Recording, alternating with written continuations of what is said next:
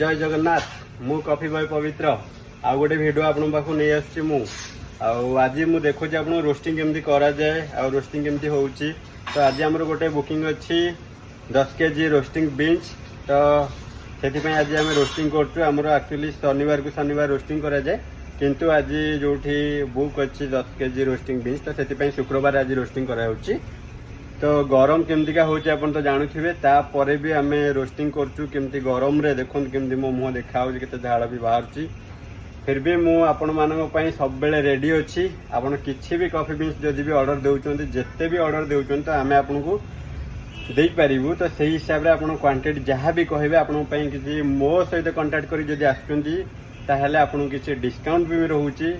निश्चिंत आपण माने मो सहित कांटेक्ट करी ऑर्डर करंतु निश्चिंत आपण डिस्काउंट पाइबे। बीन्स को मु मशीन रे ऑलरेडी देई सारची देखंतु तापरे मशीन एबे चलीची प्रभरी देखंतु एपटे मशीन चलची हमर। तो स्टार्ट करिबा मशीन तार टाइमिंग अछि। टाइमिंग हला परे अलार्म हमको बाजिला परे हमें रोस्टिंग करिवु। तो देखिबे